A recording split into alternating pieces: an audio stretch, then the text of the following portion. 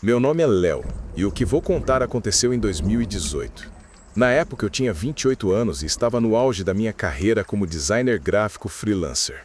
Para economizar e buscar paz, decidi me mudar para uma casa alugada no interior da Serra da Cantareira. Era um lugar isolado, no final de uma estrada de terra, cercado por Mata Atlântica. A casa era antiga, com janelas grandes e um ar de abandono. Na primeira semana, o silêncio era uma bênção. Trabalhava com as janelas abertas, ouvindo apenas os sons da natureza. Não havia vizinhos próximos. Mais perto ficavam uns 500 metros e eu mal os via. A casa era dividida em 2 andares. Meu escritório ficava no andar de cima, com uma grande janela de vidro que dava para a parte mais densa da mata, de onde vinha a maior parte da luz natural. O problema começou na segunda semana. Era uma terça-feira, por volta das 3 da tarde. Eu estava focado no monitor, finalizando um projeto complexo. De repente, senti aquele calafrio inexplicável na nuca, a sensação de que não estava sozinho. Algo que só quem já sentiu um olhar fixo sabe descrever. Levantei os olhos da tela. A janela do meu escritório estava aberta, apenas com a tela de proteção. A mata parecia mais escura do que o normal, mesmo com o sol a pino. Foi então que eu vi. Não era um animal. Era uma silhueta humana. Estava lá, a uma distância considerável, talvez uns 30 metros, onde a vegetação era mais densa, mas a linha de visão ainda era limpa. Era a forma de um homem, parado, sem se mover. Apenas parado. No primeiro instante, racionalizei. Deve ser algum lenhador, um trilheiro perdido ou até um vizinho curioso. Mas ele não se mexia. Não parecia estar fazendo trilha, nem cortando lenha. E o pior, parecia estar me olhando, a cabeça ligeiramente inclinada, a postura rígida. Fiquei petrificado por talvez 1 minuto, a adrenalina começando a correr. Quando finalmente me movi, dei um passo para trás, esbarrando na minha cadeira. O som, por mais baixo que tenha sido, pareceu ecoar pelo silêncio da casa. Quando olhei de novo, a silhueta havia desaparecido. Eu tentei ignorar. Convenci-me de que a luz e o cansaço tinham me pregado uma peça, mas a sensação não foi embora. Naquela noite, fechei todas as janelas e persianas, algo que nunca havia feito. No dia seguinte, voltei ao trabalho. De tempos em tempos, olhava para a janela, sentindo a ansiedade. No final da tarde, aconteceu de novo. Eu estava no andar de baixo, na cozinha, fazendo café. Quando olhei para a janela da sala de estar, que também dava para a mata, lá estava, a mesma silhueta. Desta vez parecia um pouco mais perto, um pouco mais nítida. O homem parecia vestir roupas escuras e largas, mas era difícil ter certeza. Sua cabeça estava baixa, mas de uma forma que indicava que ele estava olhando para cima, para casa. Eu gritei, um som abafado, e corri para a porta de trás, trancando-a e fechando as cortinas violentamente. Meu coração martelava no peito. Não era mais uma coincidência. Eu estava sendo observado. A partir de então, minha vida se transformou em um pesadelo de paranoia.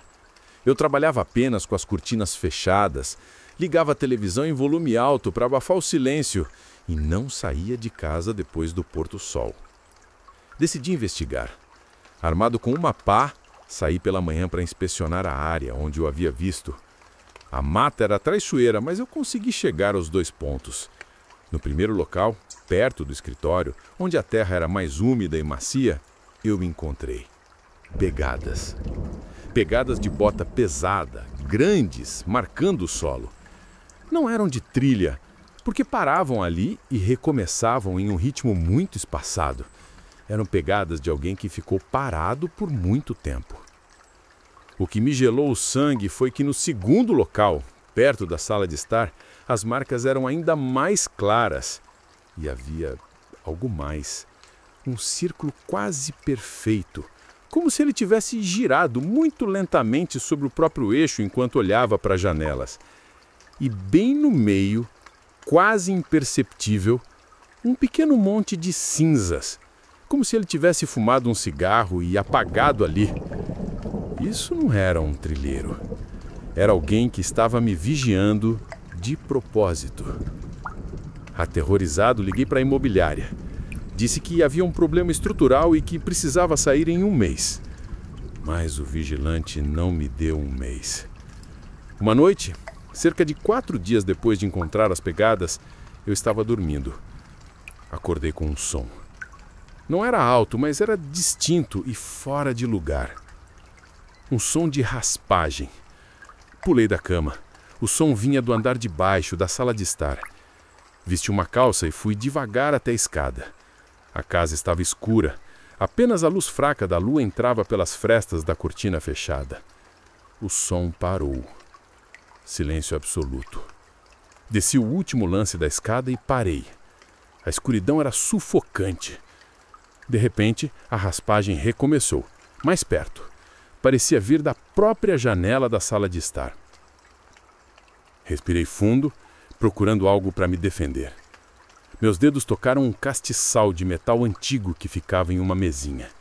Segurei-o com as 2 mãos e avancei, pronto para o confronto. Cheguei à sala e senti o cheiro.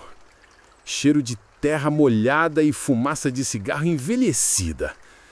Com o coração a mil, estiquei o braço e puxei a cortina da janela. O que eu vi me fez soltar o castiçal. A tela de proteção da janela estava cortada em um semicírculo perfeito na parte inferior. E bem colado no vidro, na altura dos meus olhos, havia um pedaço de papel. Tremendo, abri o trinco da janela, estiquei o braço e puxei o papel. A janela estava fria e o papel era úmido. Acendi a luz da sala. No papel, escrito à mão com uma caligrafia feia e apressada, havia apenas uma frase. Você deveria fechar as cortinas, Léo. Naquela mesma hora, peguei o essencial, entrei no meu carro e dirigi a noite toda sem olhar para trás. Não avisei a ninguém, nem a imobiliária. Simplesmente fugi. Nunca mais voltei para aquela casa. Nunca soube quem era o vigilante, mas até hoje, mesmo morando em um apartamento no centro de uma cidade movimentada, eu nunca deixo as cortinas abertas depois que o sol se põe. Porque às vezes, o maior terror não é o que você vê, mas o que sente que está te vendo.